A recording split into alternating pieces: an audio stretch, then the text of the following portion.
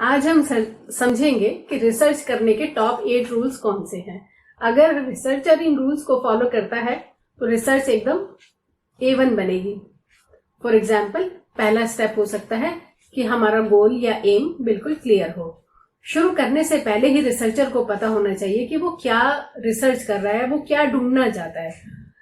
अगर मैं आपको कोई स्टेटमेंट दूं फॉर एग्जाम्पल, जिससे कि आप खुद ही डिफरेंस फाइंड आउट कर सको, तो जैसे कि पहला स्टेटमेंट हो सकता है कि खाना, जो फूड हम खाते हैं वो स्टूडेंट्स को कैसे अफेक्ट करता है।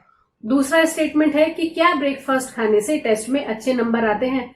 तो अब आप खुद ही समझें कि कौन सा स्टेटमेंट बेटर है। इस तरह से हमें रिसर्च प्रॉब्लम को बहुत ही स्पेसिफिक बनाना चाहिए, जिससे कि एकदम से क्लैरिटी हो कि रिसर्च में हम क्या फाइंड आउट कर रहे हैं। दूसरा पॉइंट आता है कि रिसर्चर को अपनी रिसर्च को बहुत अच्छे से समझाना चाहिए, just like a story teller. जो भी मेथड्स आपने यूज किए हैं वो इतने इजीली हम समझाएं अपने रिसर्च में कि जो भी कोई उस रिसर्च को रिपीट करना चाहता है या हम खुद भी उस रिसर्च को रिपीट करना चाहते हैं तो वो आसानी से हो सके और उसमें सेम रिजल्ट किसी को भी मिले। ऐसा नहीं कि मुझे जो रिजल्ट मिले वो किसी और को ना मिले। इसको हम रिप्लिकेबिलिटी भी कहते हैं। अनदर इम्पॉर्टेंट पॉइंट इज कि हमारे टूल्स बिल्कुल ठीक हों। जैसे डेटा हमें कलेक्ट करना है तो डेटा कलेक्शन का जो हमने मेथड चूज किया वो हमारे रिसर्च के गोल से मैच करना चाहिए। रिसर्च कर रहे हैं हम एग्जाम्स पर, स्टूडेंट्स पर या उनकी फूड हैबिट्स पर हमने डेटा कलेक्ट किया किसी और चीजों का, तो ये हमें मेक श्योर करना है कि डेटा करेक्ट हो और हमने टूल्स उसके लिए सही चूज किए हों। इसको हम कैसे चेक करेंगे? इसमें हम वैलिडिटी देख सकते हैं। जैसे कि अगर हम जो हमने ऊपर स्टेटमेंट आपको बताए तो आप उसी में समझें कि क्या हम इस डेटा से वही मेजर कर रहे हैं जो हमारा गोल है, क्या वो मेजर हो पा रहा है। दूसरा है रिप्लिकेबिलिटी। अगर इस डेटा से मुझे जो रिजल्ट मिले हैं क्या दूसरे लोगों को भी वही रिजल्ट मिलेंगे। इस तरह से हम अपनी उसको वैलिडेट कर सकते हैं। फिर थर्ड पॉइंट आता है कि फैक्ट्स पर ट्रस्ट। जो भी रिजल्ट्स हमारे उस पर्टिकुलर डेटा से निकल कर आए, जो भी हमने कलेक्ट किया था, तो अपनी तरफ से रिसर्चर को कभी कोई उसमें प्लस या माइनसेस नहीं करने चाहिए। जो जैसी सिचुएशन है, जो रिजल्ट्स आए वो प्लस पॉजिटिव हो सकते हैं, वो नेगेटिव हो सकते हैं, जो भी लग रहा है आपको वो आप उसे एज इट इज ही कहें। ऐसी कोई बात या कोई फैक्ट उसमें ना रखें जिसका एविडेंस ना हो। Fourth important point is be honest. Researcher के लिए बहुत इंपॉर्टेंट हो जाता है कि जब भी वो कोई रिसर्च कर रहा है वो ऑनेस्ट हो।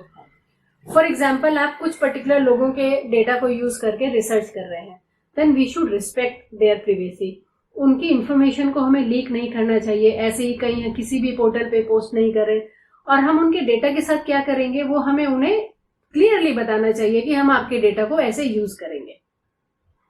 नेक्स्ट पॉइंट आता है कि हमें अपनी कमियां बतानी चाहिए।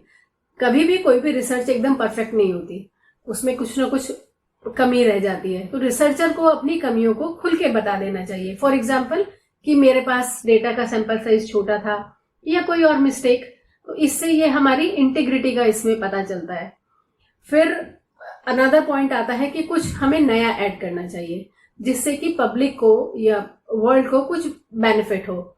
वो किसी प्रॉब्लम का सॉल्यूशन भी हो सकता है। अगर कोई सॉल्यूशन नहीं है तब कोई ऐसी नई इंफॉर्मेशन हो जो लोगों को अभी तक नहीं पता, या किसी पुराने सॉल्यूशन को या पुरानी प्रॉब्लम को एक नए नजरिए से देखने का तरीका भी रिसर्च में हो सकता है। 7th पॉइंट आता है कि स्टेप बाय स्टेप रिसर्चर को रिसर्च करनी चाहिए। एक अच्छी रिसर्च तभी सही से होगी जब हम एक प्लान्ड वे में स्टेप बाय स्टेप प्रोसेस लेंगे, क्योंकि रिसर्च सिस्टमैटिक, लॉजिकल और एम्पेरिकल मीनिंग जो भी रियल वर्ल्ड में हमने देखा उसके बेसिस पे होती है। सो ये कुछ इंपॉर्टेंट पॉइंट्स थे रिसर्च के। आई होप आपको समझ आया होगा। आज के लिए इतना ही। वीडियो को दूसरे स्टूडेंट्स के साथ भी शेयर करें और अगर आपका कोई क्वेश्चन है तो आप उसे कमेंट बॉक्स में लिख सकते हैं। I will address that.